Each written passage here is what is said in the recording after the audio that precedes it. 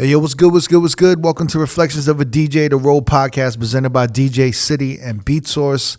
I'm one of your hosts, DJ Crooked. We got DJ Never here. Yo, what up? We got DJ D Miles. What's good, what's good? We got Jamie the Great. Yeah. We got a special guest. Yes. By way of Salt Lake City.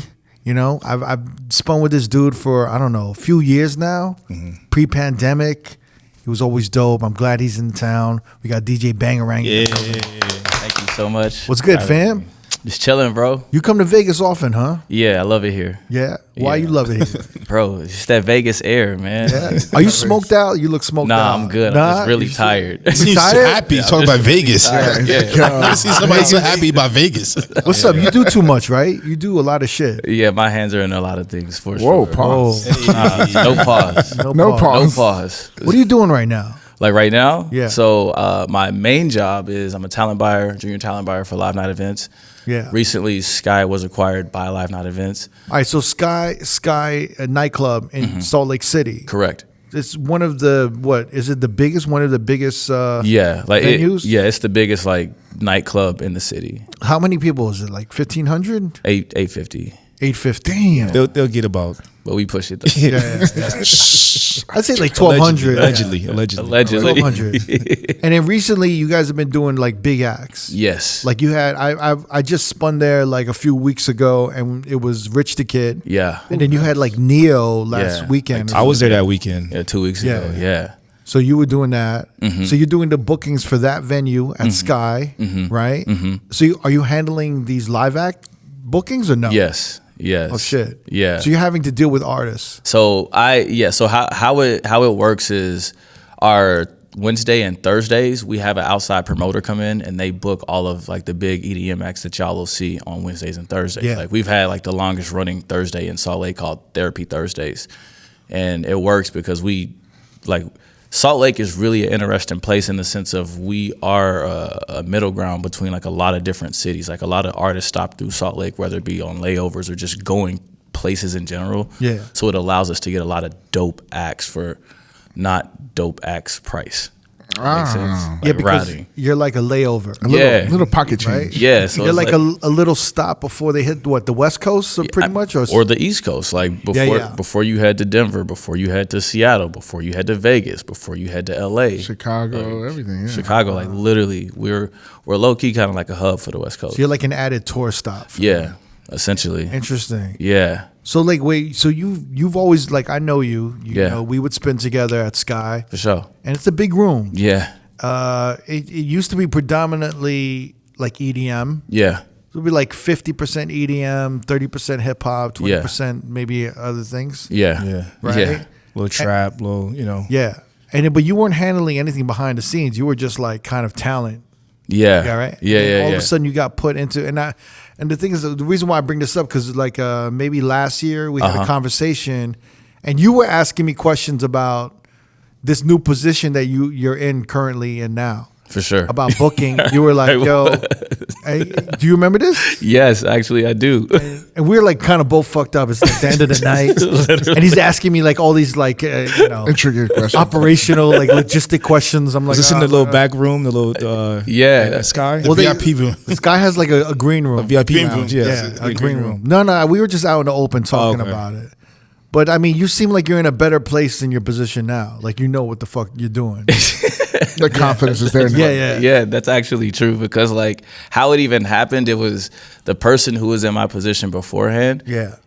He left. Like after pandemic, like he left and he was Like a lot of people. yeah, like a lot of people, like just job changes and stuff, like life happens, right? And my man, that's Matt Williams, my guy. Like, he's actually the reason why I even am who I am, or part of the reason, right? Mm-hmm. And shout out to Matt. Yeah, shout out to Matt for sure. But it was one of those things to where it's like, all right, you're doing this now. Like no like training. There's no briefing. There's no briefing. It's just like, all right, figure it out. Yeah. Like, Jesus. So how did you? I mean, how do you handle that shit? How does this start out? They tell you what they want. They're like, we want these DJs in rotation. Yeah. Or they're leaving it up to you to kind of pick it out. So before it was like just me picking it out. Because wait, you enjoy this position, Paul. I do. No pause. Yeah. I'm just kidding. But You like this shit because when we were talking, you were you weren't nervous, but you were like, I'm learning how to do this. Yeah. But I actually want to do it. I want to be more behind the scenes and shit, right? Yeah. I mean, I also I believe in like just learning as much as you can, like, cause you never know where life will take you, right? Yeah. That was one thing, especially like coming out of pandemic. I wanted to like prioritize making sure like I'm not just DJing, I guess. Does that make sense? So like putting it in the, Why is that? Why did you realize that during the pandemic? well, I just realized that like I just saw a lot of homies who like, I'm not gonna say like weren't necessarily like prepared financially and shit, but like when everything stopped, like we all weren't working. Yeah. Right?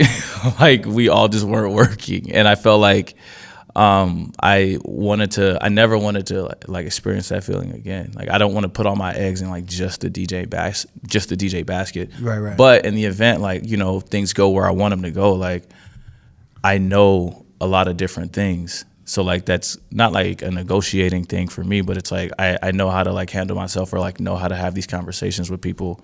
You know, if I'm trying to reach out to a venue, I know how to approach them versus like, you know, just like shooting my shot. You know, I guess it kind of allows me to be more like calculated. Right. Does that make sense? Well, explain a little more, like as far as how the bookings go. Yeah. And how it kind of goes parallel to holidays, events, and everything like that. It has to be strategic on who you're booking and how you're booking, right? Yeah, definitely. So like I want to talk about exactly when you went into the position, what you first learned, and like how you started getting good at it, and what did you like maybe one of your biggest mistakes that you learned from? Yeah. You know, like you probably fucked up a few times or something. Yeah. I don't know, like, you know. Yeah. But sure. I also think it's funny that there's so many DJs now in a booking position, right? Like almost all the bookers for venues are DJs right now. Yeah. More than ever. Now, I've never seen that, right, Nev? No, yeah. There's like almost no separation. If there was a resident at that venue, I don't know if it's the pandemic, they're like, we can't afford a booker, so boom, you're like our resident. I mean, and we trust you, so like bring the bookers. Yeah, but I mean, it kind of makes sense like in a way like that, because nobody knows the room better than the resident, right? And like to your point about like, I feel like my biggest fuck up is sometimes like if I get an email, I'll be like, all right, bet I'm gonna respond to this, and just like completely like forget, like just like forget. But like when it comes to just, you know, booking around holidays or just booking in general, like I personally as a DJ, like I try to book for experience. You know, like I don't, clout isn't really social media and all that shit. Like it's great, but I don't use that as like a justifier. Okay, like so you're saying you're booking DJs off of the experience that the DJs create, rather than what the numbers that they have on their social media. Oh, yeah, dope. Correct. And like, and the reason why I say that is like perfect example, right? And this is even for like openers and stuff. When you were in town last time and we had that issue with the RCAs and stuff, right? I don't know if you remember this. Maybe. But like we had an issue connecting his computer, and it turned out that like just the RCAs weren't in the back, and that's because I use HID mode, right? Right. But I don't know that I would trust, like there's only a handful of openers I would trust to be able to solve that problem, because as an opener, that's part of your job is to like make sure that the handoff between the opener and the headliner is seamless, right? Smooth. Wait, like, so you're saying it's the opener's responsibility? Okay. I think he's right. I just feel like as an opener, There's so many openers out there that be like, that's not my fucking problem. Right. nah, see, like, nah, fuck that. Like, Yeah, you gotta know everything, the ins and the outs. well, and that's what I'm saying, because a lot of times, like, the sound tech may not be available at that moment. Like, I'm so selective, even just when it comes to just openers, and like just with openers to start with, because you have to be able to troubleshoot the problem. Like, that's to me, that's your responsibility. I've always carried that burden. So like, make sure both the mics are working, make sure there's batteries. Like, it's like, I look at it like, if you're the pilot, or if y'all the pilot, I'm the co-pilot. Like, let me go through this checklist, make sure everything is cool, so then when you hop on, boom, Right. we can do this. But then like, be ready just in case there is a situation. Like, I can hop back on or whatever, and we get it sorted. Yeah. So, I mean, yeah, it's hard to find people like that. Right? honestly though, it really is. He's told me stories. He's like, yo, bro, like, you'd be surprised. Like, I'm really trying to, like, there's a younger generation of guys coming up in Salt Lake City. A lot of guys have potential, but I'm very selective with who I want to groom because of the lack of wanting to learn, or the Yeah. lack of wanting to have those experiences of being a co-pilot, right? Or being the guy that makes sure that the opener or the headliner is taken care of, make sure maybe if they need a drink. Like, you kind of have to be a host as well a little bit in some of these situations, right? And I think for him, he has been in a situation long enough to recognize that, right? Well, right, and thank you, and like to add to that too, like You don't need to thank. Yeah, you don't have to. It's his job. I was like, that was very nice of him, but you could have said that one. But like I feel like even like as an opener, you should also stay, because that's also helped me become a better DJ, yeah. a much better DJ. Like, I'll stay. Like, sure, we might drink or whatever, but like that might not be till end of the night. Like, I feel like as an opener, you should stay and like, hey, know your shit. But like, I'm trying to think, like, unless an opener has another gig, Yeah. they have to go to. yeah, What is the motivation for an opener to leave? Do you think it's mostly ego and pride, or what is it?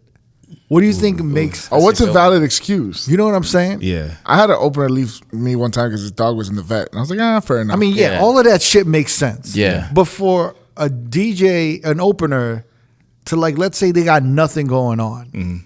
If they leave, that's a sign of like, you're like, I'm not You're gonna not learn worthy. I'm not gonna learn anything listening to you, Yeah. so Yeah. I'm gonna leave. yeah. Right? Yeah. Is that a bad take? That's accurate. That's accurate. Is that a bad take, do you think, or no? I think it can be, because every time I've ever opened, I feel like I can learn something good or bad, right? So even if you're not the best headliner, but even if you're upset, I can learn from your mistakes. So how to should be an better. opener stay the whole night?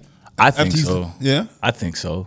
at least to stay around in case some shit goes bad. I feel like Right. personally, I don't think they should stay the whole night, but they should definitely stay like a majority of the night. At least So- 45 minutes. Just chill, hang out, whatever. But Yeah. until closing time, I'm like, maybe an hour before the club closes, I'd be like, nah, I'm out. I'm good. Cricket, but even if like your ego is in play as an opener, you still stick around and kind of hate on the on the headlining DJ. Like, let's see what he's gonna do that I cannot do. I'll be honest with you. My favorite thing in the world is standing by the bar with my homies and critiquing another DJ's set.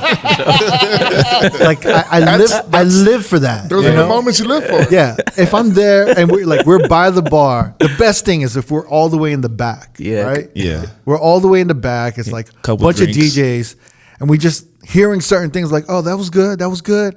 And be like, "Ooh, what was that?" Yeah.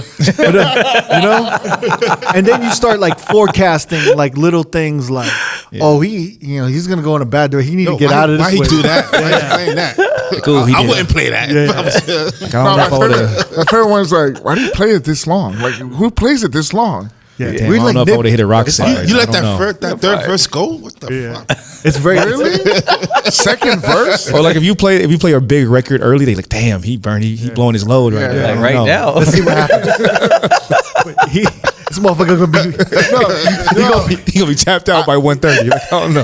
This is a true story, and I can't remember where it was at. It's a true story. I don't remember where it was at, but I was with D Miles, and D Miles looked at me and he said, I guess the guy played Blow the Whistle, whatever, and D Miles goes to me, I don't know how I feel about him playing the second verse. He never played the second verse, and I was like, damn, you sound hurt. Bro. You don't play the second verse, D? Now I do.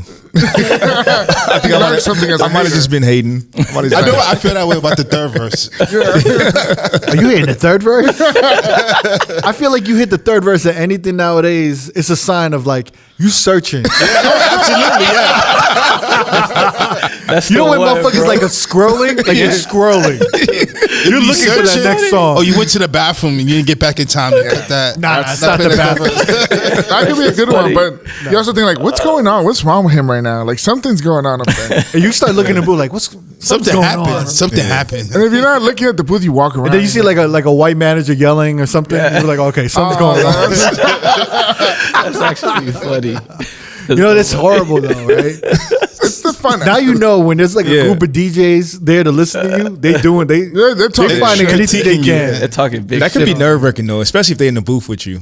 That's a little different thing, right? When they're in the booth with you, kind of like hanging out. Yeah. Yeah, you know what, man? I think there should be an understanding of a couple of things. If you're homies with a DJ, or even if you're not homies with them, and you're in the booth, if you're not really like a mobile fun-looking guy, you should be a little bit off to the side. Oh yeah. Because you are 100% ruining the experience for the crowd. Yeah. Like 100%, you're ruining the experience. Because when they look at the DJ and he's like into it, and then they see Never's ass like, that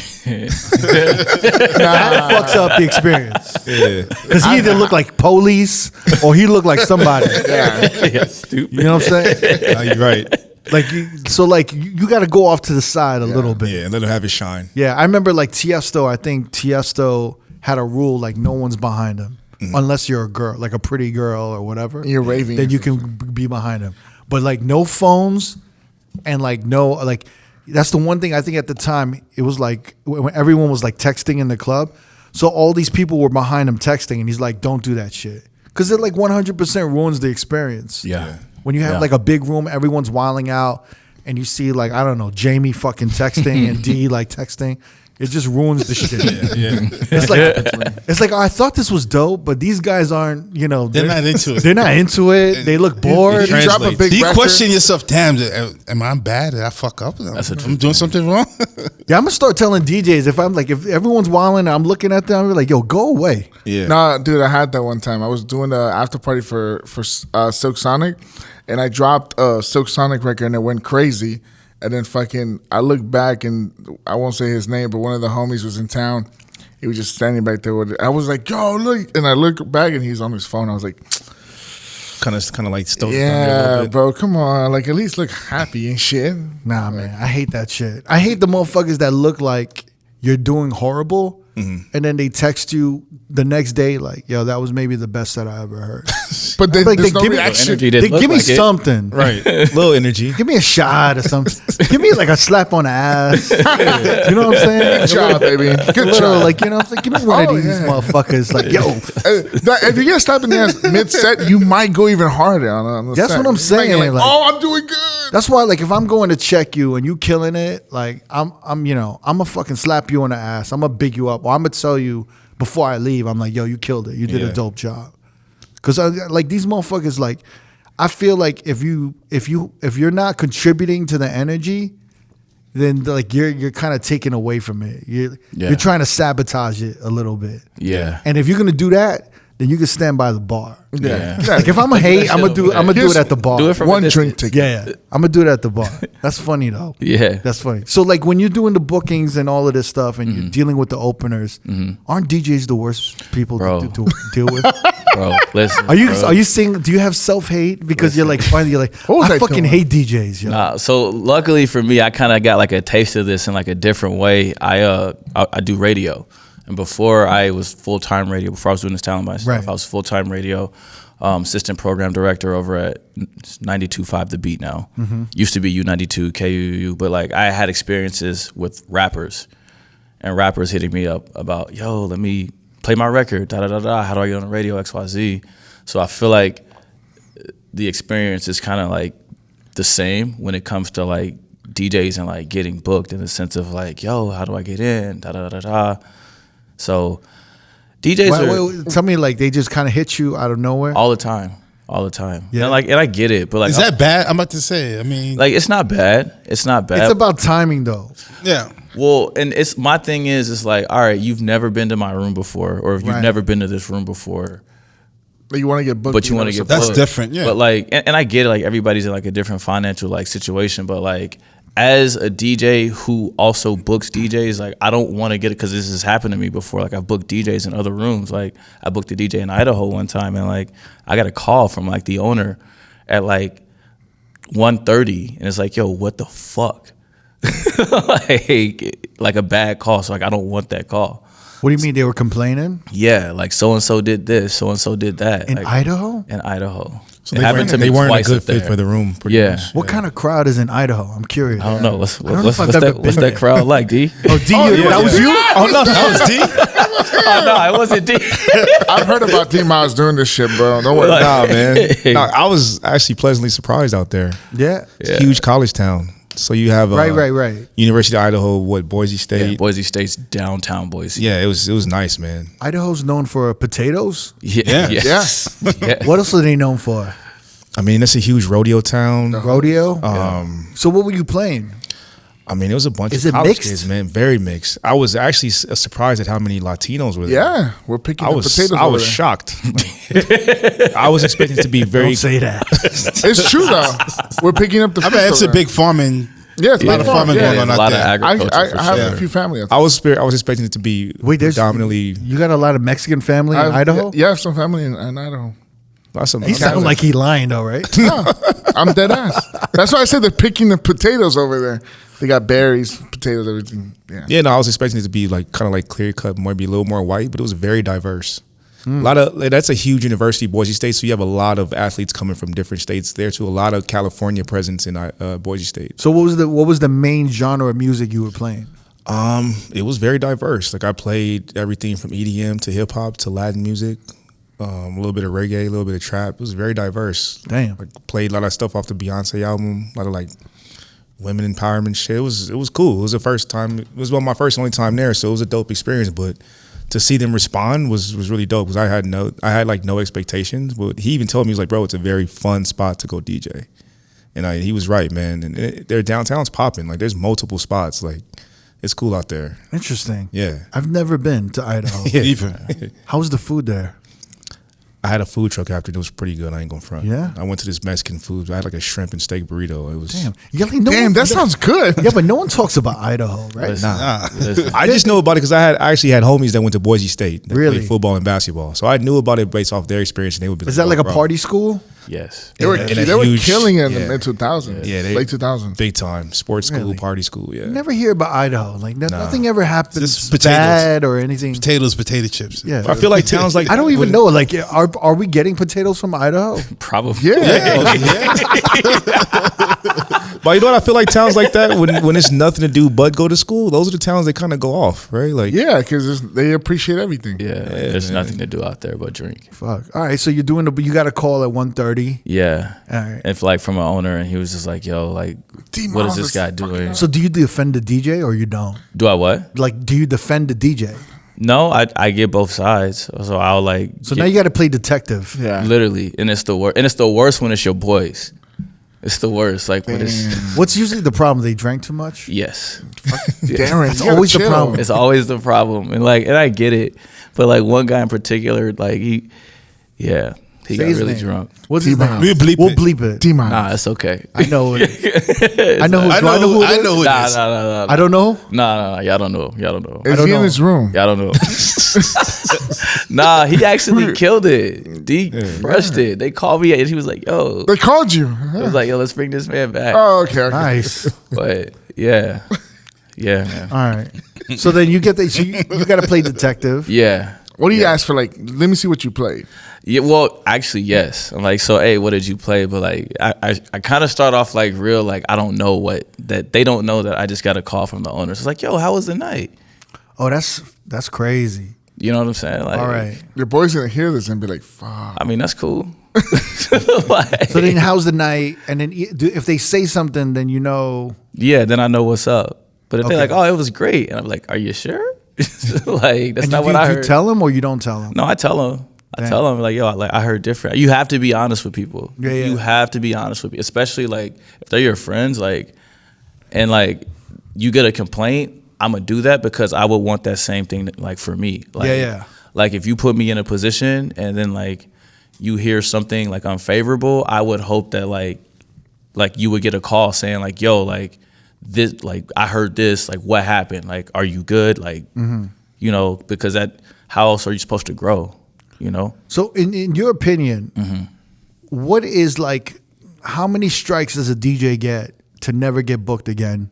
For and me? then and then if they do fuck up and it's, let's say, quote unquote alcohol related, Yeah. do they get a second shot? Is it just kind of like, yo, just watch the drinking a little bit, and then you got to see what happens the next time? Yeah. So like, explain to me what you do. What is your demerit system? So I'm a 2-strike person. 2 strike. Fair. Yeah, like I'm a fair. 2-strike person. Like you mess up the first time, all right, bet. Because the thing about it is Even if it's they're a bad DJ. even if they're a bad DJ. Like because, let's see what happens. Yeah, like all right, it's your first time in this room, or like so if it's your first time in said room, Yeah. and like you fuck up, all right, bet. Like here's, you know what to do better next time. They didn't like this. They didn't like this. Da da da da da. And you kind of give them pointers, too, Right. like, Oh, so you make sure to communicate everything that was wrong. Exactly. Because you're a DJ, and you know, as a DJ, you want to know what you did. Exactly. Right. Exactly. Like I try to like do that. Like I'm not gonna like bullshit you. Like if you fucked up, this is why they said you fucked up. Right. So like correct it for next time. But if it happens again, it's like, all right, bet. Like Now you knew. It's out of your hands. like it's out of my hands, you know. And I also look like there's a lot of people who want opportunities, and I mean that like respectfully. Like I'm always put my boys on first, but like at the end of the day, business is business, and like that's my rep. Damn. You know, like if I'm vouching for you, like that's my rep.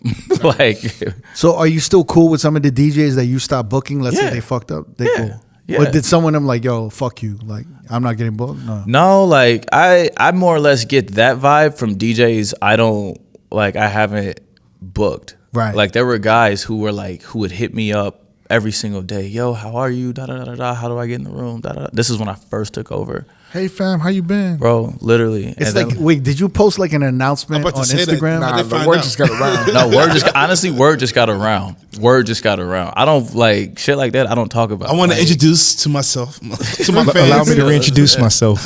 But you know, the like, new so and so. Sir Bangarang. but you know when motherfuckers announce some shit, Yeah. like, I'm going to Salt Lake City to do Sky.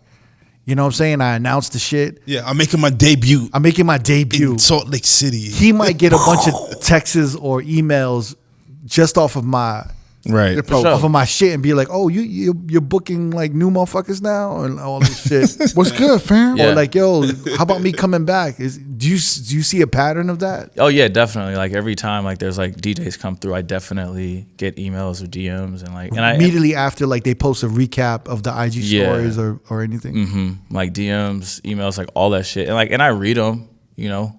And But do you balance out friendship and a DJ that wants to make a living? Does that make sense? what do you mean? Do you feel like if you've homies with somebody, but do you ever feel like this dude's taking advantage to get bookings, or do you understand that all DJs need to eat? Yeah, I understand that like all DJs need to eat. Yeah. like, for sure. But like I for me, I like to work with the same guys or the same people because I know that they know the rooms. Yeah. So it's one less thing I need to worry about because it goes back to like getting like that hotline call. I'm out DJing on the weekends. So that like affects me. Like if I get a call about like D or about Crooked, you know what I'm saying? Like, oh, they did this in like the middle of my set. That's gonna put me in a bad mood for the rest of my set. Right. So for me, it's like I'd rather work with the people who like, you know, who I know are gonna be who I know are gonna take care of the room, but then like B, like, yeah, sure, like they need money. Like I'm not gonna book somebody just because like they're my homie. You know, like I'm gonna book somebody because I know they're gonna do a good job and I don't have to worry about that. That's good. You know. You seem real level-headed about the whole shit. I mean, I read a lot of audiobooks and I just try to like put myself in that position in the sense of like what I would want, you know? Yeah. Like if I were like a DJ, like I would want somebody to like be fair, like, so. What was like the things that you had to like kind of learn along the way, especially when you're booking these artists? Yeah, oh, artists? Artists are picky, bro. Like artists are picky. Are rappers the worst? I'll bleep names, baby. Yeah, who's the most difficult Feel you have to deal comfortable. with? I'm like rappers. I don't know. EDM, EDM DJs. Who do you think is the worst? Rappers. Rappers. Gotta be the rappers. Fucking rappers. Yeah, rappers, bro. We had a show and like this dude was scheduled to perform for X amount of time and they did not perform for X amount of time. We'll just leave it at that. So And then it what was- happens? It's tough. Like you go to them and you're like, so like what's up? But like you can't be a dick about it, you know, but at the same time it's Because like, you're probably paying them in advance, right? yeah, so it's And then like it's probably like, oh, you need to do a 45-minute set. yeah. 45 minutes is long. It's a It is. long time. No. But they're not doing 45. They're doing like 5 or 10, right? Nah, like we're pushing 30, 45 minutes. Really? Like Neo was on for like 35, 40 minutes. Holy shit. So Neil who got was the hits, artist that you wasn't happy with? We'll bleep it out. All right, if we're bleeping it out, it was I mean, what you expect? Of course. Yeah. it was literally the fucking worst. I didn't get the set list till like 11:15. He's supposed to go on at midnight. I'm DJing. Yeah. Oh, so you're his DJ. Yeah, like I'm his DJ. Did not get a set list. Shout out to Beat Source actually, because like Beat Source saved my ass that night because there were some records I didn't have. Like I downloaded as much of his shit as I could find, right? And I had some of it. Well, how long was he supposed to? Yeah, that's my How many- curiosity. 45 minutes. 45 You minutes expected of him. 45 minutes of him? Can he do 45 minutes? He can't even do 10 in my book. Y'all stupid. Y'all stupid. I mean, We're like judging these artists like they're fucking in bed, right? Yeah. He won't last more than 10 minutes. He we ain't gonna last. can only do 5 minutes. Yeah, but like Yo, but how so he was scheduled for 45. How much did he give you?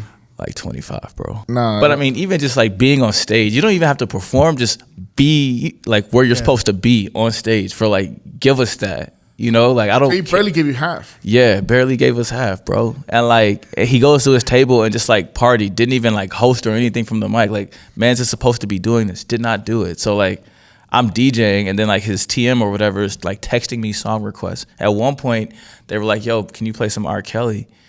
And I'm like, "What?" It was trolling you, man. Yeah, he was trolling me, and obviously I didn't play it. Was this your choice of booking? Did you say let's go with this guy?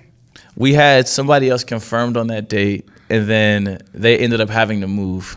So then they were like, we could replace it with this, and he was like the best option at the time. Oh, wow. But never again. Fuck that. That sounds like a lot of pressure when you're booking an artist. Yeah. And then like you got to make sure the reservations are coming in and the ticket sales are good, right? Yeah. You feel a lot of that pressure? A little bit, yeah. Yeah. A little, yeah. Like it's hard because like now like the team I work with, these guys are super experienced. They do reggae festivals. Reggae Rise Up is their brand. They actually have one that they do here in Vegas, Baltimore and Florida as well. So they have a lot of connections and like they have like a lot. But what's cool about them is like they're very receptive to new ideas. So if I'm like, yo, we should try this or we should book so and so, they're like, all right, bet, cool. Like, Right. we just submitted an offer for like another R&B artist, and it's kind of like they were like not like iffy, but they were like, all right, like this is kind of like Different. like this is you, Yeah. you know, like this is your thing. So like, This fucks up. It's on you. if it flops, And when you're like, no, I changed my mind. No, you ain't got to do that. You ain't gotta do that. Well, can you say that? What's the artist? I'll bleep it out again. he has major hits. No, and he's wrote a lot of shit. Yeah. and that's what I was telling them. They were like, are you sure? I'm like, I'm the DJ here.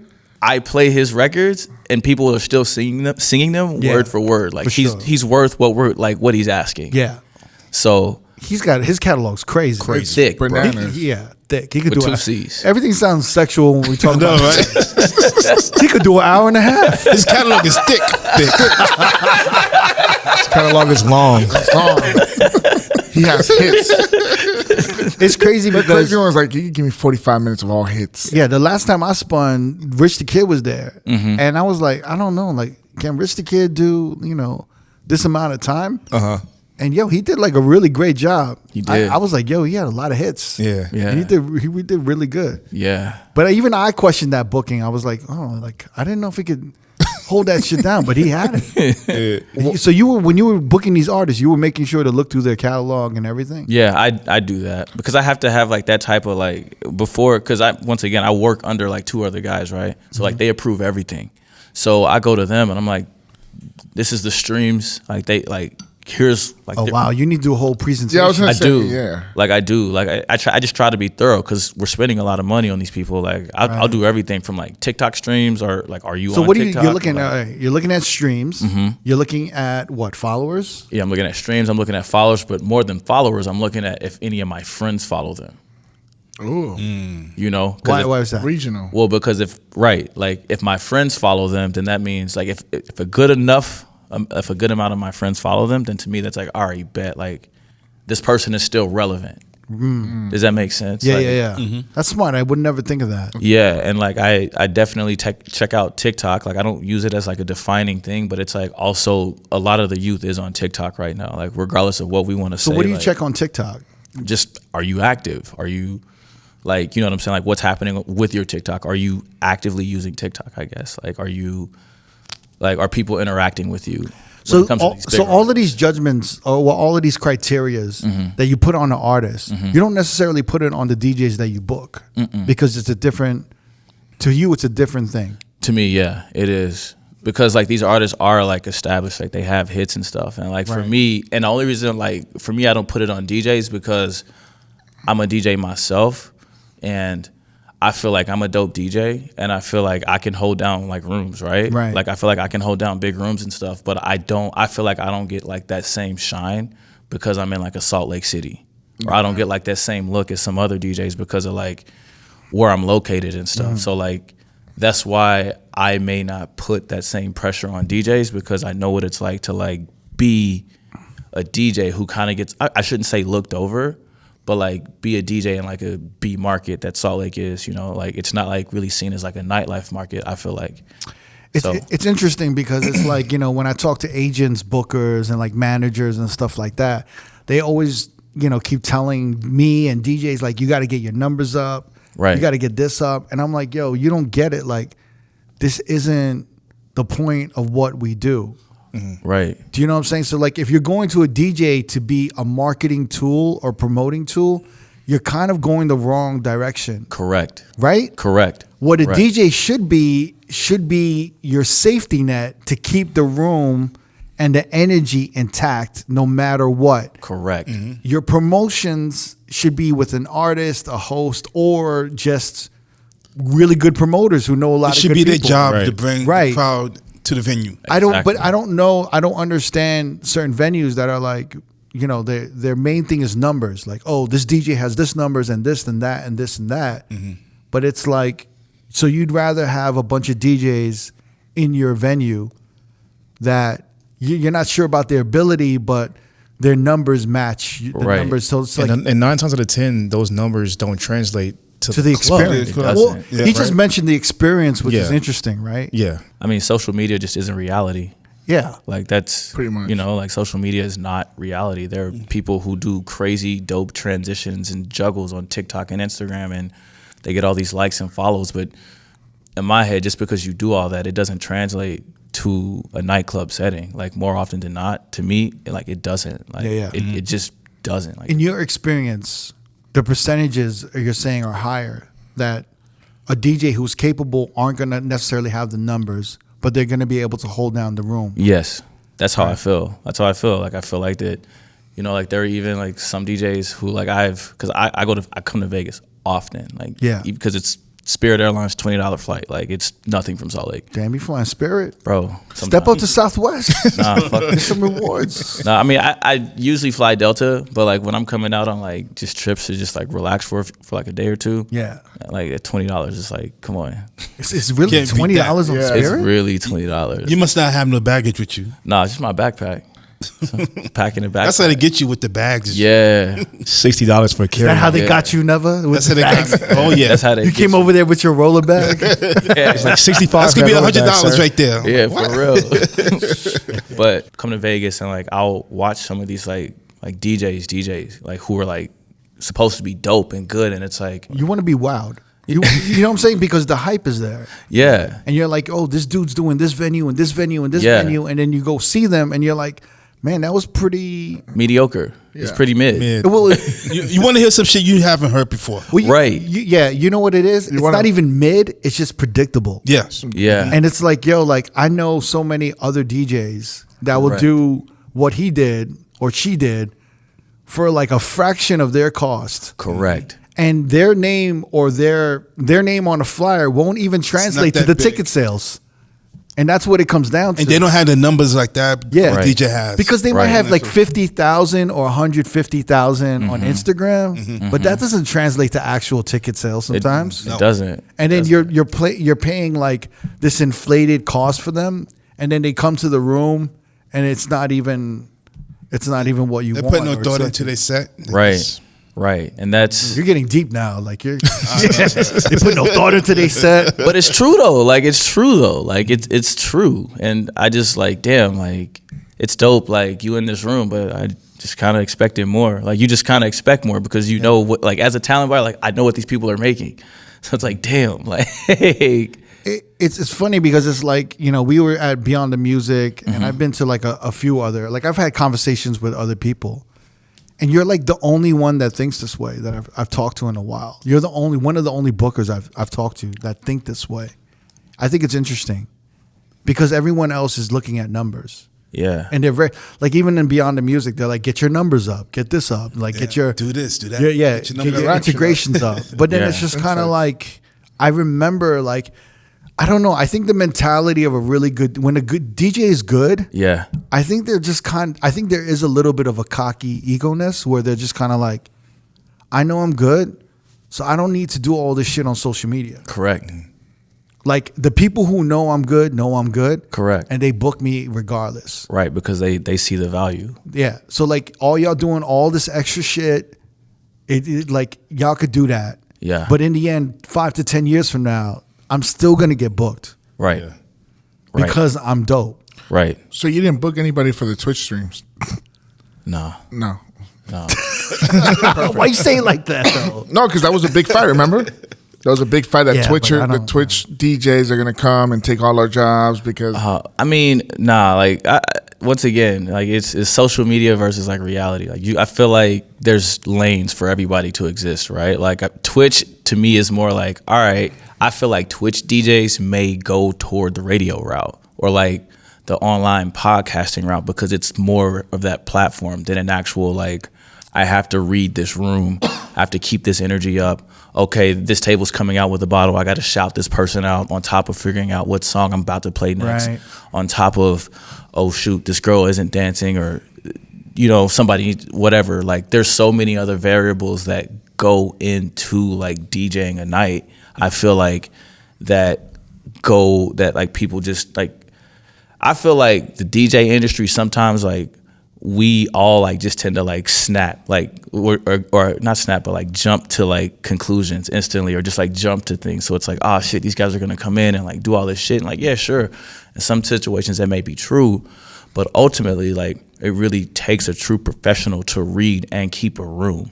You know, like you have to be able to like read the energy and like keep the energy, which is why like I love when you play Karma, because it's like a lot of the younger DJs, they come out and they see, and that's like help them like shift their perspective on how to DJ.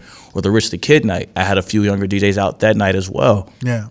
And having them like watch you like build the room, but then after Rich the Kid got off, keep that room. Like there's more experience, you know what I'm saying? Like to me, like there's more value in like having an experienced DJ than someone who comes from Twitch or someone who comes from social media, because once again, like it's great and social media can be a great marketing tool, but at the same time, I do not feel like it translates to reality. It's like in some situations, like it just doesn't. Like I know some pretty dope scratch DJs who aren't amazing club DJs, you know, but like for sure. They have some amazing transitions online and shit, you know, but like.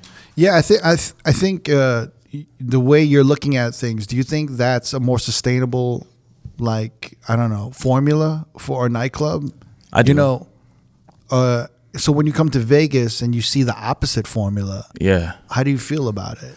I mean, it's Vegas, right? Like, Yeah. I feel like part of Vegas is, and y'all please correct me if I'm wrong, because I'm not from here, but like, I Yeah. feel like from what my observation is that like, But your observation is important because you don't live here. okay, So your experience, you know what I'm saying? yeah, Is important because this is what your city is based on, is your experience. So yeah, for sure. Like I feel like when I come to Vegas, I just like I feel like you have to have a certain hype with you, whether it be the fact that the people who are in charge know that you're a dope DJ, right? Or you have like the numbers, you know what I'm saying? Yeah. I feel like it's one of those two things, and I feel like more often than not, I feel like it's the quote unquote numbers when it comes to like getting booked out here. If you don't know anybody, you know. Yeah. Interesting. So like, like how often are you coming out here and you hearing a DJ and you're like, this guy's fucking amazing and great? Because I've been hearing maybe more so post pandemic that motherfuckers who come out to Vegas, the experience has been underwhelming. I would agree with that. Yeah. On the strip. Yeah, I would agree with that. Like the times like I've been out and like the rooms I've been to and like the people I've heard, like Yeah, like, and I'm not trying to throw shade or like talk shit or No. You know what I'm saying? It's just like, you know, you pay like this expensive cover to get in. You know, you got to be in dress code. Drinks are like Casamigos and sodas like $25, $30 after tip. You know, like I'm paying all this money. Like I'm paying $150 just to get there and have a drink. Blow my mind, you know? And I feel like people deserve that too, though. I was gonna say, do you think that other cities have caught up to Vegas? Like the extravagant, like kind of like you don't need to come to Vegas for that anymore. Yeah, I feel like that, and I feel like Sky's like a perfect example of that. Yeah. You know, we have like cryo and like big lights and all that other shit, but then like I'm also starting to see it with other rooms in the city, in Salt Lake, that are like, you know, putting more money, like more. I do feel like more venues are investing in like their infrastructure, whether it be like sound, LED walls, like lights. The spot in Boise, like pre-pandemic, like, well, they remodeled just before pandemic, and then pandemic happened and they shut down. But like the spot, the top 40 spot, you haven't played there yet, but it's called Karma. They had just remodeled before, you know, like have a whole like bottle service. So I definitely feel like more venues are following that Vegas, like that Vegas route for sure. So like, I have a question because recently Flashadamas. Oh, that was Yebby too. It wasn't Flashadamas. Yebby too, yeah. And it was like, it was empty. And it's a big fucking room. Yeah. It's a huge fucking room. Yeah. And then you know, there was 6 people on the dance floor. Yeah. And he's like, you know, and then the caption was something like, you know, you're not always going to pack it in, or it's not always going to be a full room, but you have to make the most of it and do your best. And then like he posted the video, and the video, like as time went on, there was like 6, and then there was like 12, and then maybe there was 20 the whole night. Yeah. And I was thinking this must have been a huge fucking loss for the club, for everybody, right? Yeah. Except maybe the DJ, but maybe not a good look for him, because they were expecting ticket sales from him, right? Yeah. So were you there or you weren't there? I wasn't there. Like, it's a part of the game. Like, because when he posted it, he didn't tag what the venue was. Yeah, he didn't tag the venue, but Yeah. you know, like I saw it. I was like, I know where that is. like you saw it, like you see that shit, and you like, oh, Yeah, I know that is. I was like, ooh, what happened that night? He told me he had his friends hitting him up like, yo, is this you? Yeah. Yo, is this Yeah, this is your room? Yeah, I had like 3 or 4 DJs like show me the tweet. I was gonna do that, but I didn't, Thank you. because I already knew. I was like, I ain't gonna be one of these motherfuckers like. Said Yo. we gonna bring this shit up for the podcast. Well, I was curious because Saving this. I ain't gonna do it in private. I'll do it in public. I'm just for the Public. everyone to hear. Everyone can know what the It's fuck a good happened. clip. That's my biggest fucking, like, that would be my biggest worry if I had a large social media following. Yeah. And people were booking me only for the fact that I could do ticket sales. Right. Right. That would be That's a lot of pressure, man. It's a lot of pressure. Yeah. Yeah. Trust me, it's a lot of pressure. It's like it's almost better to just be the really good, dependable DJ, and you know what I'm saying, who could work the rooms and who can, like, you know, carry himself or herself, you know, with celebrities, with management, Exactly, yeah. easy to work with, professional. I feel like that's a longer longevity than trying to continue to book ticket sales every week in different Based off of cities. those numbers. Right. Yeah. That majority of the numbers is bought. It's not even their true fan base. Yeah. I don't know, man, but that's scary. I felt for them. I felt for Yemi too. I was like, yo, and the fact that he posted the shit, or maybe he was out there. I don't know. I don't know. Nah, what he the posted fuck. that shit. That's He did respect. post that I shit. saw Right? the tweet. He posted that shit. And then DJ said he Did he try retweeted it. to? And DJ said he reposted that shit too. So spicy over there. Did he Respect for try posting to that. blame the venue or Nah, he was actually he was was cool straight about up? it. Like, He was just being honest, like, yo, like, we're was- not always gonna pack the rooms. It's you're gonna have some nights like this. that was And then he put it Decent out of him. there. He did put Maybe it'll be a trend. All of us just, you know, post Posting empty empty rooms. rooms. just dead. Like, yo, man, One of those dead nights, I got to keep them, you know. he can't did put keep it it packed all the time. So He did put that it was in Salt Lake City on a Wednesday, so you know, Bangarang doesn't get the flag for that one. Yeah, and I just feel like, but to your point, like that's why like open format DJs are like, in my eyes, like we're really like king of the shit, because I've like pre-pandemic, like I've seen like guys like Karma and Fashion like take Sky when it's like a semi like lighter night, Yeah. and like keep people dancing all night long. When it's like Sky's a massive room, so like 100 people in Sky looks empty as fuck, right? But like I've seen them, like I've watched these veterans like really like keep these people, and I'm not saying that that's something like, you know, EDM DJs can't do, but like real true open format DJs know how to read a room and like keep people there. It's like, it to me, it's like the best insurance policy is a dope ass open format DJ who can like, once, you know, fill it out like, all right, shit, like let's play some Latin. People are rocking with it, and like they can lean into that shit. Yeah, because EDM DJs are like a one-trick pony. So. Yeah. Well, if you think about it, the existence of an open format DJ is to solely make the venue money. Right. Whereas like an EDM DJ or anyone you book will probably be doing somewhat of a performance or set that won't be catered to anyone but their taste. Right? The fans. And an open format DJ is mostly catering to the crowd's taste. You know, so it's yeah, I mean, that is our existence as open format DJs. Yeah. To fucking play for the room. Yeah. You know, whereas like, you know, these other acts, you know, you're kind of like experiencing them. Yeah. Yeah, that's tough. Them, their production. Yeah. Yeah. Mostly, right? But not everyone can be a Calvin Harris or a Tiesto or Aoki and carry that for 10 plus years. You know what I mean? Right. But you know, that room and Salt Lake City itself, you know, how has it evolved? How long you been DJing there? Like over 6 years? Like no, like over 8 years maybe? It'll be about 6 years. 6 years? Yeah, I started off like DJing one Saturday a month, and then it kind of just snowfalled into like 2 to 3, and then I was there every single Saturday for like 5 years. So they were like, straight. "This Bangarang is good. We got to keep bringing him back." Yeah, like it kind of like got to that point, and I've like watched this room go from like strictly EDM to like we play hip hop now. Yeah, I was going to ask that. Like, when did hip hop start popping in the city? It's honestly, it's kind of always been popping, but like in that room specifically, just before pandemic, we were turning the corner into like playing more and like booking more like hip hop and R&B acts. Yeah, like we were always doing it, but like hip hop makes people money, bro. Like I'm tired of.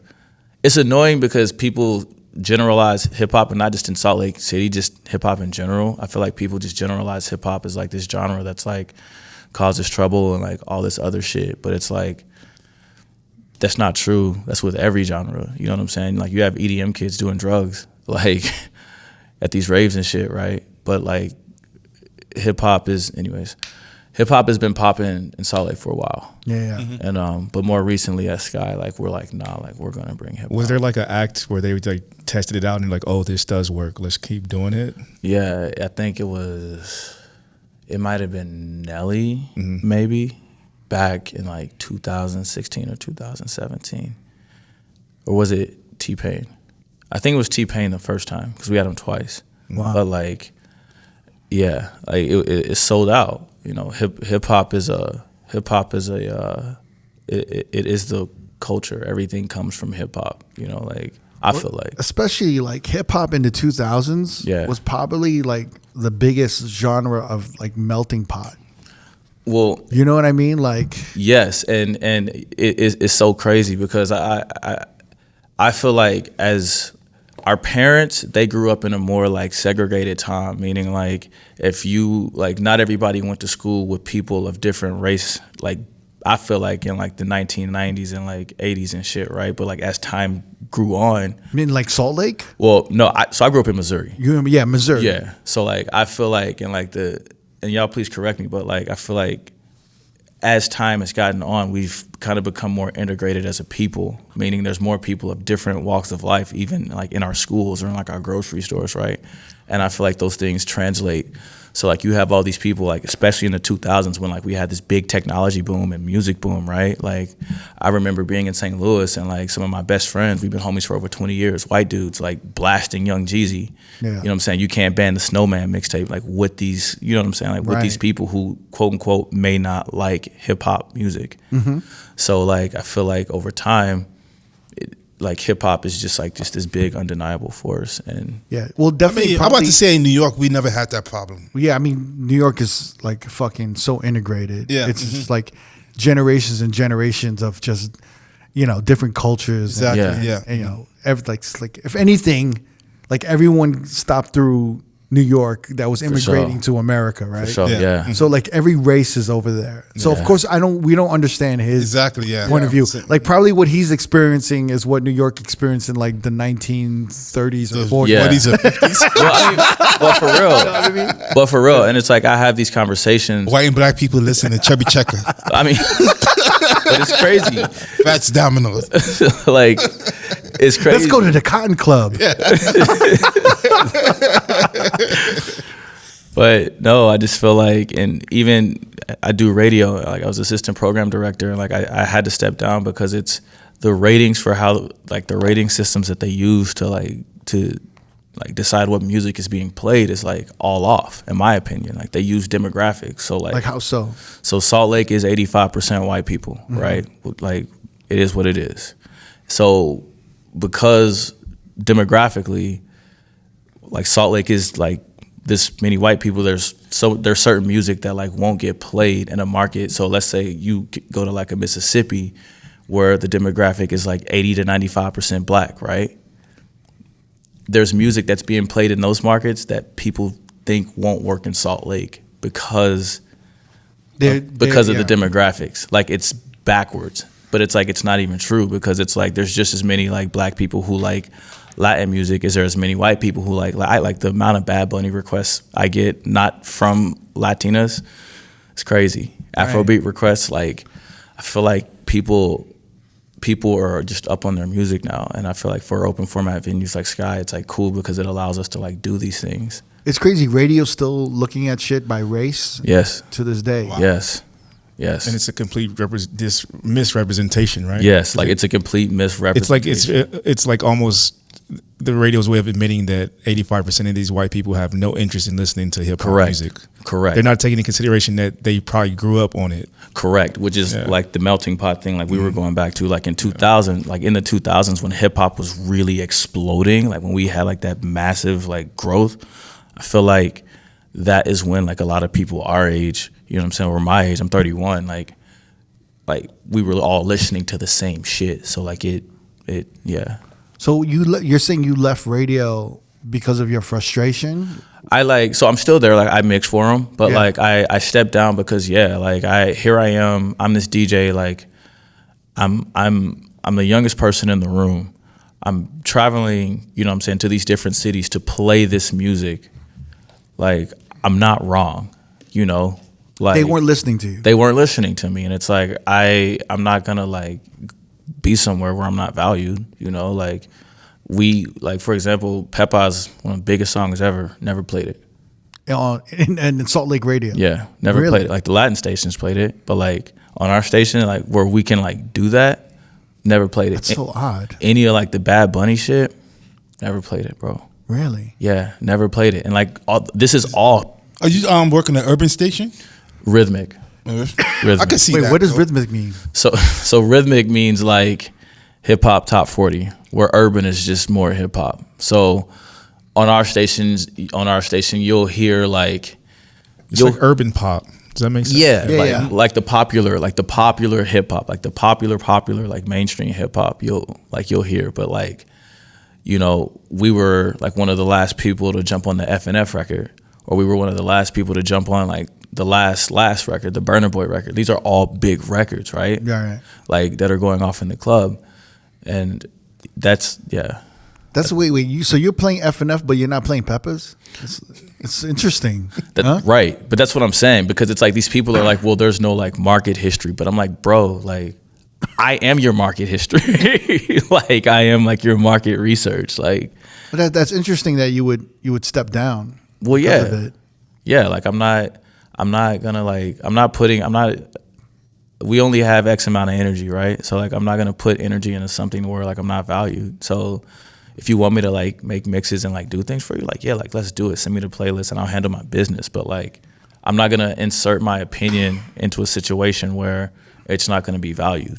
What are your goals right now? Like looking, I don't know, maybe like 5 years ago, like you're looking at your DJ career, Yeah. as opposed to now, Yeah. what is your goals for your DJ career or just your career in this nightlife industry? Has it changed drastically? Definitely. Like Yeah. pandemic changed a lot of that shit for me. Yeah, because before you just wanted to be like maybe a superstar DJ. Yeah. right?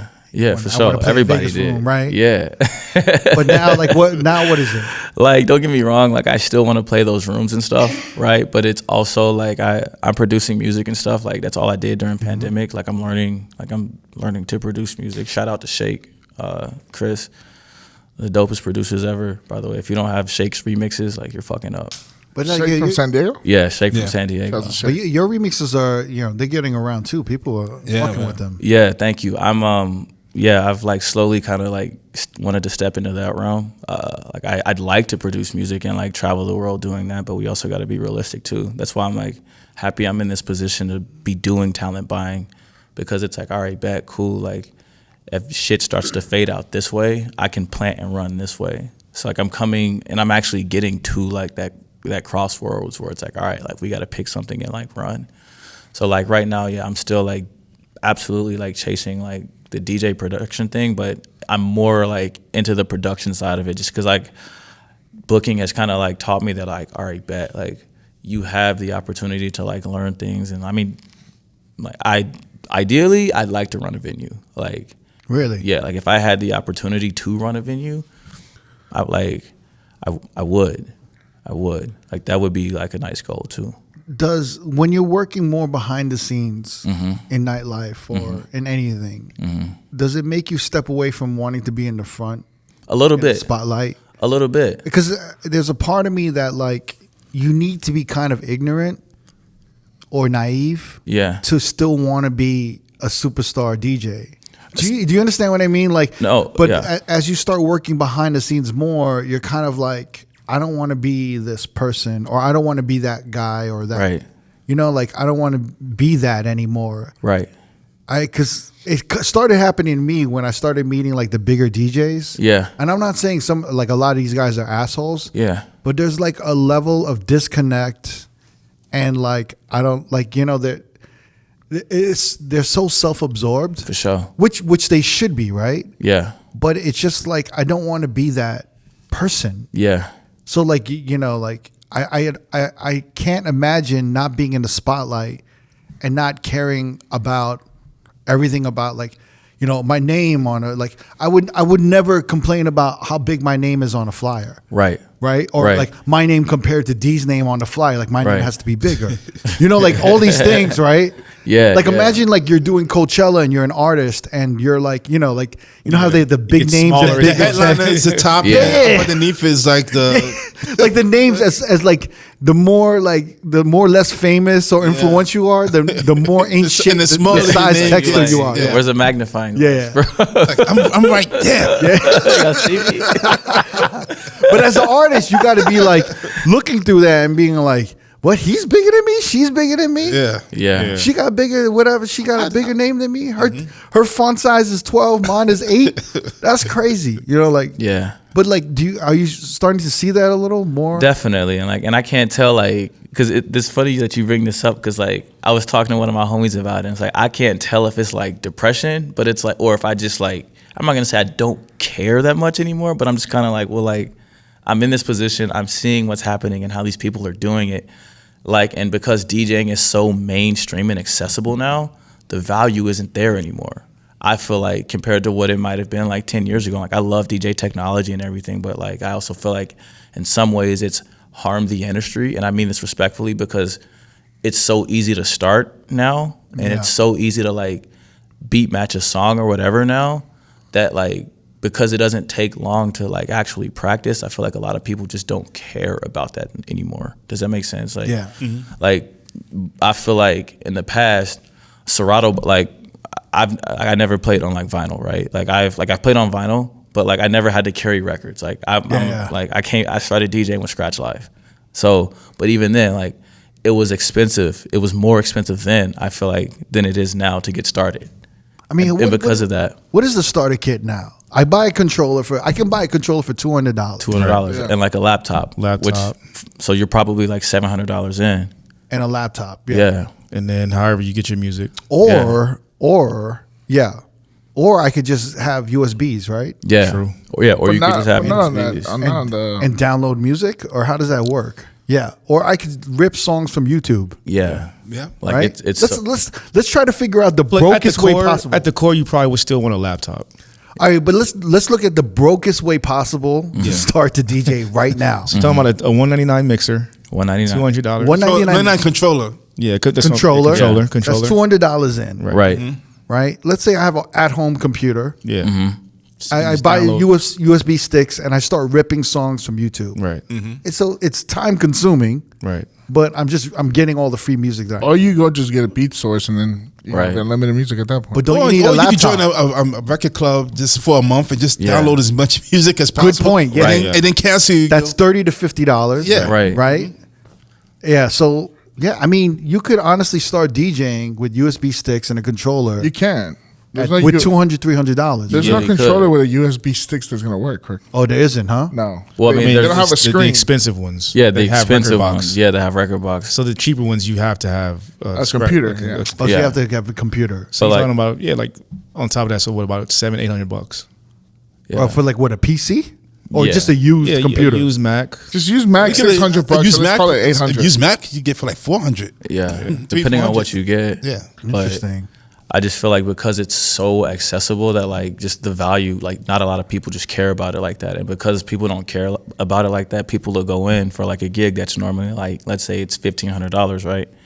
Somebody will come in for $750 because it's like, If I that. just started. You know what I'm saying? Oh, well, so because it's so commercial, I've kind of felt like that unless you're already established, no one's gonna make the money that people were making 10 years ago because once again, like it's so accessible. So for me, it's like, all right, this is really, I have to do something else to add value to what, like to me, like DJing. Yeah. So, and if I'm not gonna do that, then it's like, where else, like, can I go? Does that make sense? Like, Yep. So by you having the background in talent buying, production, DJing, it's adding value Right. to this pot, no matter what. Yep. Right? right, like that's kind of how I feel. But at the same time, it also kind of kills the dream a little, a little, a right? little. But that's what I'm saying. It's like, you know what I mean? Yeah, like The it, fantasy dies a little bit more. The illusion does. because you, Is it the illusion, you think? Or is it just, It's the illusion that the vision, everything kind of just. yeah, definitely. Like, how do you guys feel? No, I Are you think guys the same way? I think it's I feel like there's a lot of actors that go into directing and realize they just love directing, right? So they don't miss the on screen, but they started out wanting to be that famous actor or actress. Good analogy. Good analogy. Right? But then they were like, oh, I can produce, I can direct, I can write films. Oh shit, I kind of enjoy this more sitting in that director chair versus being on screen, right? And Yeah. you kind of fall in love with that part.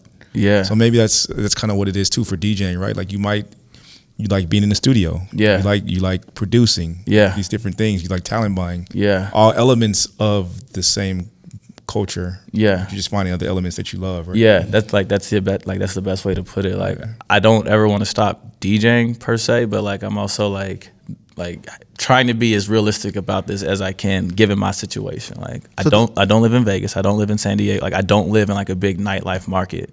So how am I gonna like have a sustainable career when I'm not like pandemic really like it didn't take out like a lot of DJs in Salt Lake, but like there were a lot of guys who were playing a lot of the hot rooms who just aren't doing that anymore. So like That's crazy. I'm kind of like, What happened, do you think? I just think people have families, man. Just pivoted careers. Yeah, people just had to like pivot careers. They wasn't getting the money they was getting Yeah. before COVID hit. the yeah. bills started knocking, bro. Well, yeah, Bill started knocking, and like ultimately, it's like, all right, bet. Like, I mean, granted, we were open in pandemic. Not a lot of people know that. Like, everybody was looking at Texas, but like, we was over. y'all was open? We was over there like this, bro.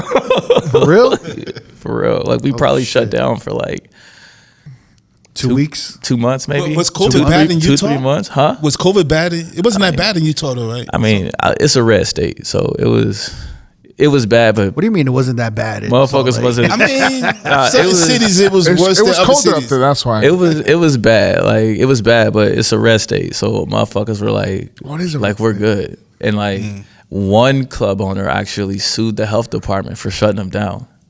Like Did he win? Yeah, like well, they didn't like actually like they just dropped it. Like they sued them and the health department stopped coming and they just Really? Yeah. Wait, how long were you guys shut down for? We started doing quote unquote dinner sets in like July maybe. But you put like June, July. tables on the dance floor, Yeah, tables on the dance floor. serving food. Yeah, serving fries and shit. It was crazy. Serving like frozen microwave churros, What was it? What did AR say? breadsticks. Hummus and gummy worms. Yeah, That's how what much he they said. go? Yeah, stupid. Fucking That crazy. was the loophole. Yo, Yeah. dude, like, you ever look back at 2020, you're just like, what the fuck? All the Yeah. time. Dude, I remember the first time I went to Tao and literally I was seeing the dance floor full of tables and couches, and then having the bar stools at the bar, and then they had like the glass dividers. I was just like, yo, this is crazy. Strange. Like, how long is this gonna last? Is this gonna be the new norm? Strange. Like, it was just so much unknown, right? And then DJing for a room like that. It was where there's depressing. no dance reaction. It was just all like people in their own bubbles. Yeah, It was crazy. That was a crazy time. that was. Having a DJ with a mask on. I mean, That was crazy. Yeah, I remember that DJing a shit 4 to too. 5 hour set with a mask on was bananas. it's such a weird. I guess you're like when you have kids and you're like explaining to your kids what happened. You're gonna be like, what? What are you talking They're not about? gonna believe you. It's just a crazy fucking time.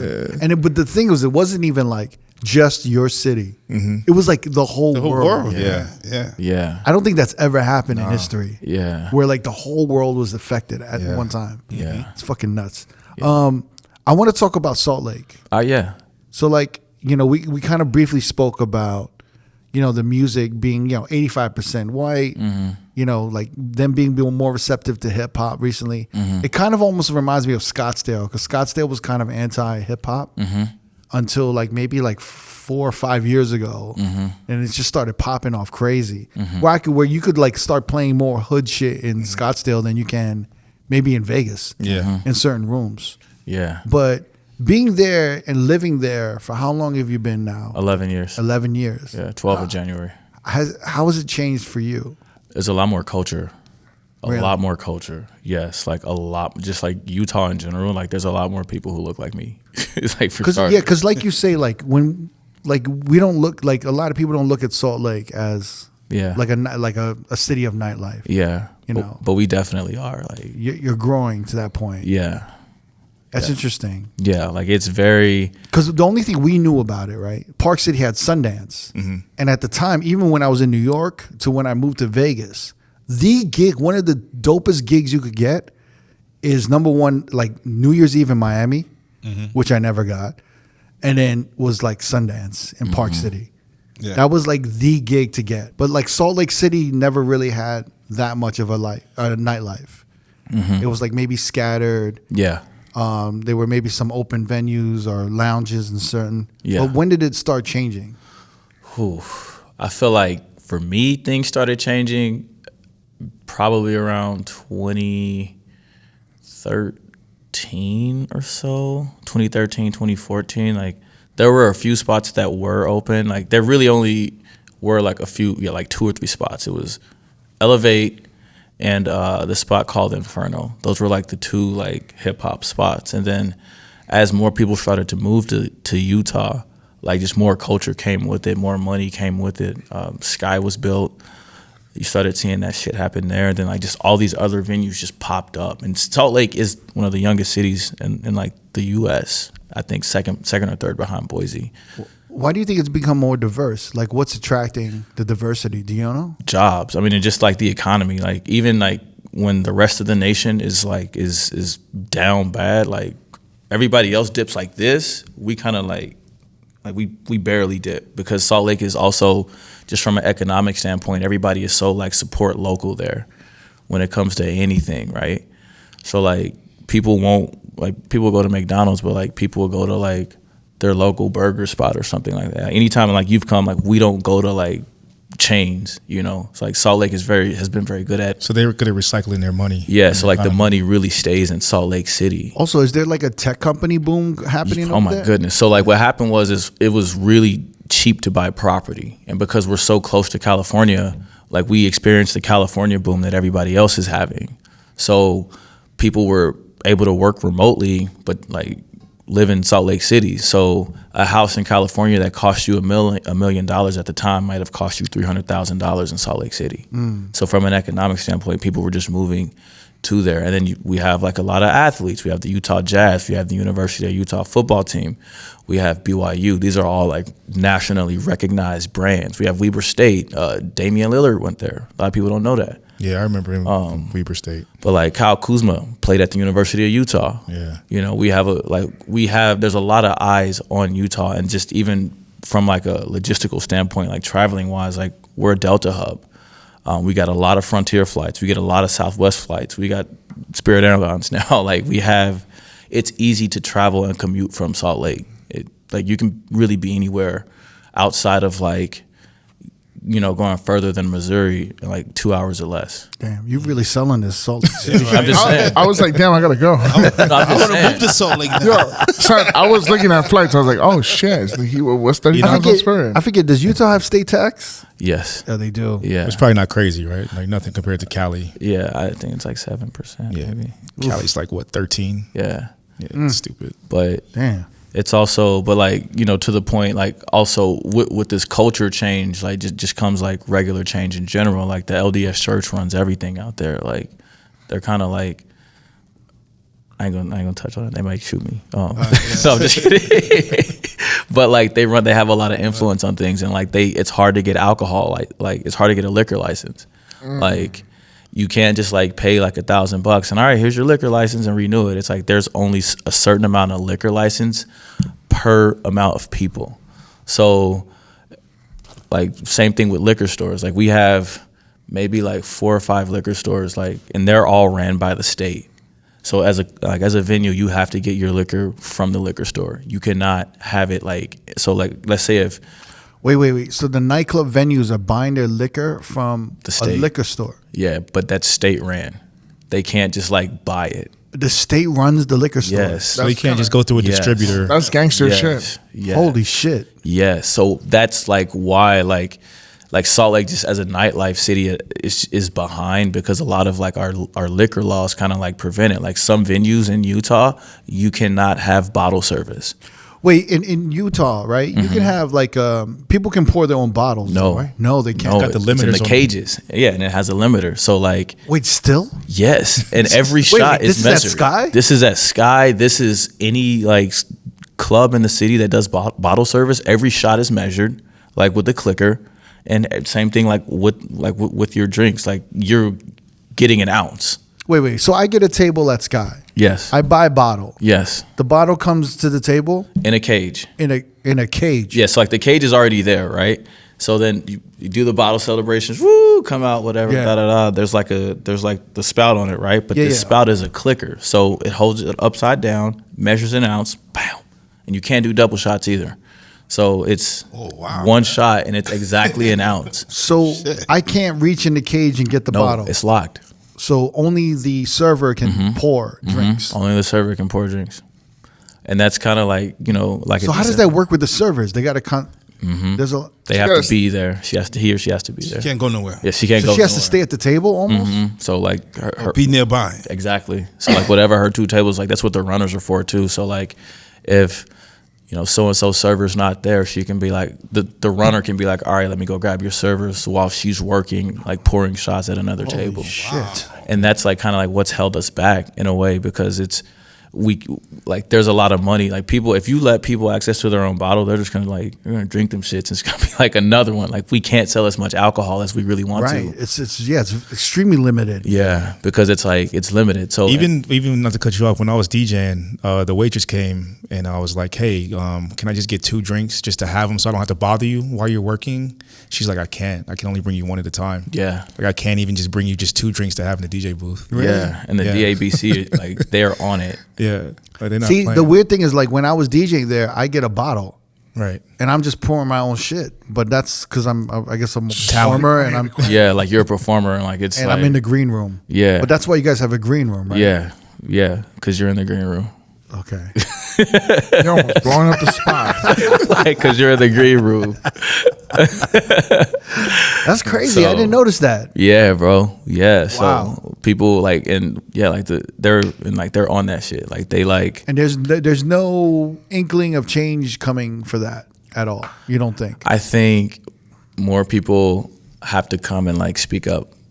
You know. Wow. Like, but like the club, like the state is so like just anti like alcohol and like all this. Like it's really indicative of like a bigger problem like in Utah. Like there's a lot of like strange facts about Utah. Like we're the gayest city per capita. Like per amount of people, like we hold that title. Really? Like yeah, like percentage wise, even more than San Francisco. Wow. You know what I'm saying? And like, there's like all these other like, and that's not a problem, by the way. I don't, like I said that, but like, Yeah. like the church like tries to just control all these things and all these narratives. And it's like, we have this strong. So like, the church is upset about that. yeah, like, yeah, come on. Like the church is And when you say the church, you're talking about like the LDS church. Cause like, Mormons. yeah, like they run everything. Yeah. Okay, Like, I was like gonna ask all the governors, all the people who work in like the government there are Salt like Lake, LDS. like Salt Lake and Park City, they're just known as Mormons. Yeah. It's like a Mormon city. Yeah, like it's. Is it just most of Utah too, or is All of Utah. Yeah. Like Salt Lake is more democratic and more like cultured. There's a lot more culture in like Salt Lake City proper. But when you start to get out into the sticks, super conservative, red, like Statistics. yeah. I don't The yeah. Boondocks. Yeah, we don't road trip. Like, do you think you're gonna stay in Salt Lake? we'll see what happens. I like it.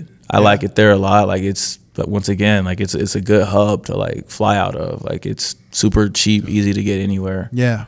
You never know with like your experience. I'm noticing like, with your experience Yeah. as a DJ, as a great DJ Yeah, and thank you. working behind the scenes and everything, Yeah.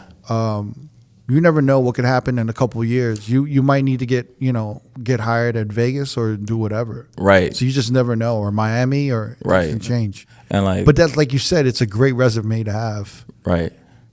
under your belt. Yeah. It's like an added where you're a resident at the nightclub, but you're also handling the bookings, or Yeah. you're helping with it.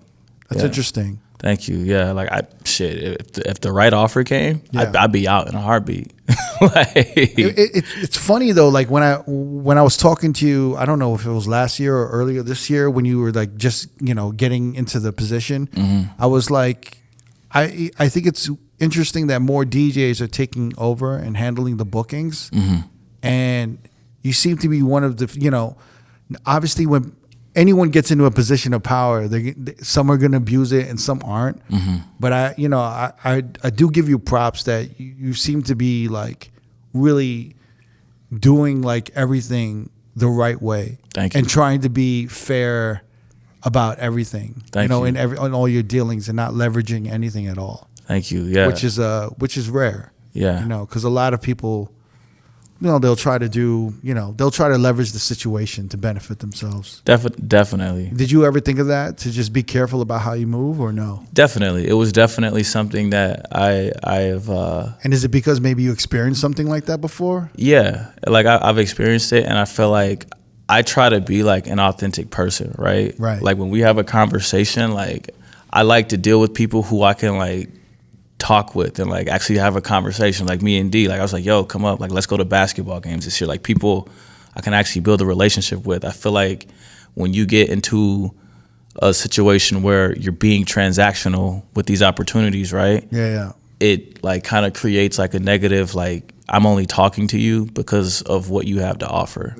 And I don't like that. Like I don't like doing business like that. Like I get it, like it's inevitable and that's how like you're gonna like, but like I'd rather like do business with people I know I could like have like a serious conversation with and like kick it with, and like you know what I'm saying? Like I don't want to like, I hate just transactional business. Like I get it, sometimes it's necessary, but like if I can like help it, I will not do that. It's interesting because when I know like a lot of people who've been in the business, but people who've relied on transactional relationships, as they keep going on and it becomes a routine and habitual, they don't know any type of real relationship. Like it's crazy, right? Right. A friend to all is a friend to none. Yeah, it's like these dudes who are very transactional. And I will say this, Hollywood, a lot of motherfuckers in Hollywood, AKA LA, a lot of shit is transactional. And they don't know how to shut it off. And they don't know how to value actual friendship or an actual relationship, because everything has to be, a trade-off of some Work sort. related, it's a barter. Yeah. And I see them and I'm like, wow, they're like really brainwashed but it's just because they've been doing it for 10 years. Right. And they don't know how to shut it off. Well, that, and it's just like what happens when the person that you were like working with isn't at that spot anymore, or like what happens if you're the person who's not at that spot anymore, then you have nothing to offer, and then you just like fall off. You know, like there's people who do it, and I like in my city it's like whatever, like handle your business, like that's how you do things, but that's not how I'm going to do business, because like I value like actual authentic relationships over like, you know what I'm saying? Oh, well, D's gonna get me booked here, so you know I'm gonna book him here, and then like that's just like nah, like that's not what it is. Yeah. So Actually, a lot of them actually survive pretty long though. I mean, listen, I've noticed that they just live forever. All these motherfuckers that do transactional shit, like everything's they last a long time. I'm like, damn, this motherfucker's He's still here. he's still here. Yeah. He's never going away. yeah, You at this venue now? Yo, Motherfucker still kicking. He's going. He's living. it's just open. I'm telling you, there's some motherfuckers that like, I give it to them, man, because it's a lot of work It is. yeah, to finesse the system And to keep it up. And keep and to doing keep it up, Yeah. yeah, and they do it. They gotta be draining, man. yeah, They got like cockroaches. yeah. Jesus, they're not going nowhere. And the funny thing is, like you said, they'll lose something, Yeah. and it'll crash, and I'll look at Never like, you think this is the moment where things change? Like, nah, they're back up. Back right there. So I'm like, yeah, I give it to that motherfucker. Like, holy They shit. call Lifeline, bro. Yeah. Yeah. I mean, that survival shit, man. These motherfuckers, you know, I don't know. That's not the way I move. Power But, to them, man. yeah, but they last. They definitely last. Yep. Is there anything else we want to touch on? Pause. It's pretty good. It's good. Yeah. What you think? Anything you want to get off your chest? You want to talk about? Nothing. I just thank you guys for having me. I appreciate it. I feel like we've talked about the business side. Yeah. But I do want to say that every time I've come to Salt Lake City and I've done Sky, and you've you've opened for me or we've spun together, you're one of those DJs that when you're on, like, and I think we had a conversation about this, where it's like it's a little intimidating, and I have to follow the energy. He's one of those. Oh, that's the guy. Yeah. Did I burn you? No, you didn't burn me. Okay, cool. You didn't burn me. You like furthest thing from burning me, but the energy that you bring when you DJ requires me to like pull a little something extra out of myself. Pause. For sure. And put it into the performance. For sure. Thank But you. that's a compliment. And you've always been a dope DJ, a dope person, and I'm you. glad you could finally, while you're in Vegas, we could catch up like this. Yeah, thanks for having me. I really No, for appreciate real. it. DJ Bangarang, y'all. I appreciate you. Thank you guys. If you want to watch more episodes from R.O.A.D Podcast, click either links on the left or the right. Don't forget to subscribe to our YouTube page and get updated on new uploads throughout the week. Peace.